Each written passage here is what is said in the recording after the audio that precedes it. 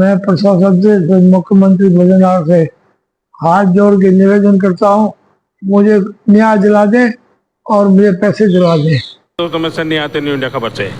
अभी हम वार्ड 92 में हैं, आदर्श नगर, जहाँ पे पीड़ित मेरे साथ हैं। ये क्या नाम है आपका? आशा खटवानी। आशा खटवानी जी हैं और ये इनके बेटे हैं। नहीं, भाई हूँ, ब्रदर हूँ, मनोज खटवानी। मनोज खटवानी, ये प्रकाश चंद खटवानी जी के बच्चे हैं। इनके साथ एक किशोर मोतियानी हैं जो अभी की पार्षद है, ऋतु मोतियानी, उनके पति हैं। और वो इनके पिताजी के साथ बरसों से संबंध बनाना शुरू किया उन्होंने। पहले तो एक साजिश के तहत समझ लीजिए, क्योंकि अब जो सब मामला सामने आ रहा है उससे साफ जाहिर होता है कि एक उन्होंने सोची समझी चाल के तहत वो पहले पिताजी से संबंध बनाए, कुछ समय बाद फिर उनसे रुपए मांगे और फिर उसके बाद अब स्थिति ये है कि उन्होंने रुपए देने से बिल्कुल इनकार कर दिया। सबसे पहले जानते हैं आशा जी से कि भी क्या मामला था और कौन है ये किशोर मोतियानी? किशोर मोतियानी हमारे घर आता जाता था। उसने मेरे पापा को धर्म का पिताजी बनाया और मुझे दीदी बनाया। मैं डिवोर्सी हूँ, मेरे पास पैसे थे 5 लाख रुपए। तो वो आके उसने बोला कि मुझे 1 लाख रुपए दे दो, मैं ब्याज दूंगा। तो हमने दे दिया। मेरे को अच्छा लगा कि ठीक है, अब भाई है, मेरे पापा की तरह रिस्पेक्ट करता है, सेवा करता है, दबाता है टांगे वगैरह, बात करता है पापा के साथ, दे देगा ब्याज। मैंने उसको 1 लाख रुपए दे दिए। फिर 1 महीने बाद आया कि 1 लाख रुपए और दे दो, तो वो भी दे दिए। कहता है मैं ब्याज दूंगा, लेकिन उसने कोई ब्याज नहीं दिया। फिर 3-4 महीने बाद आया कि 3 लाख रुपए दो। मैंने कहा मैं नहीं दूंगी, तुमने पहले भी ब्याज नहीं दिया है, अब मुझे मेरे 2 लाख वापस करो। तो वो कहता है नहीं नहीं दीदी, मैं ज़रूर आपको ब्याज दूंगा और अब लिखा पढ़ी करके आप मुझे 3 लाख रुपए दो। तो मैंने कहा ठीक है, फिर अब 5 लाख हो गए हैं, तुम मेरे को ब्याज देना। तो उसने कहा हाँ मैं ज़रूर दूंगा, लेकिन उसके बाद तो वो आया ही नहीं। मैंने कई बार उसको रोक के बोला है कि मुझे मेरे पैसे दे दे भैया। तो कहता है नहीं मैं नहीं दूंगा, प्रूफ लेके आओ, कोई बताओ कहाँ दिया है, किसको दिया है। मैंने तो लिए ही नहीं आपसे पैसे।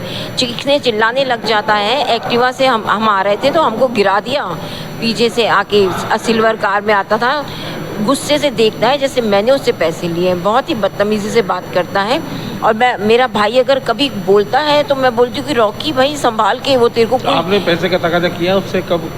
मैंने उसको बोला कि कमलेश खिलनानी हॉस्पिटल में पापा को लेके गए थे, तो मैंने उसको बोला कि भैया पैसे लिए हैं तो दे दो।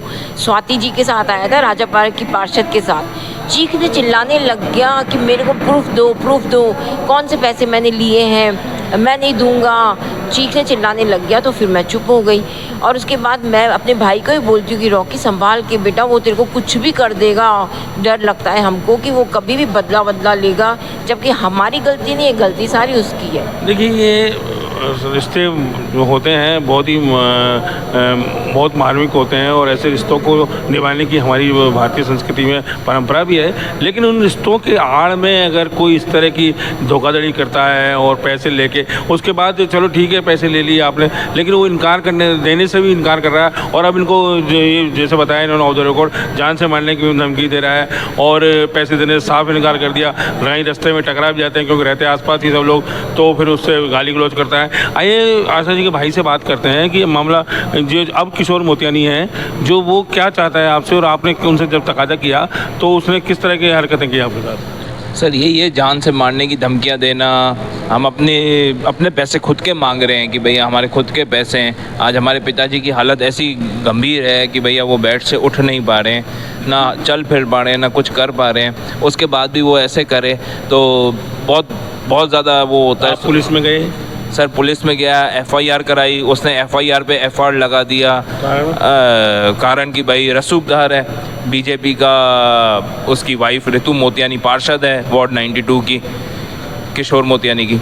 तो रसूखदार के चक्कर में मैं बड़े बड़े विधायकों के पास गया, बड़े बड़े हमारे सिंधी समाज के सबके जितने भी बड़े बड़े जो हैं सिंधी समाज में कार्यकर्ता, उन सबके पास गया, लेकिन कहीं से भी कोई भी सपोर्ट नहीं है। तो मेरे भजन लाल शर्मा जी राजस्थान के CM से यही हाथ जोड़ के हमारे से रिक्वेस्ट है कि आज हमारी घर की परिस्थिति इतनी ख़राब है जिसकी कोई लिमिट नहीं है और इसके ऊपर सख्त से सख्त कार्रवाई होनी चाहिए और इसके खिलाफ एक्शन होना चाहिए। और अभी भी जो ये मैं जो कर रहा हूँ, जो भी प्रेस मीटिंग कर रहा हूँ या जो भी ये कर रहा हूँ, उसमें मेरे को यही है कि भैया कल को अगर मेरी जान मान को, मेरे परिवार को, किसी को भी अगर खतरा होता है तो उसका सीधा जिम्मेदार किशोर मोतियानी होगा।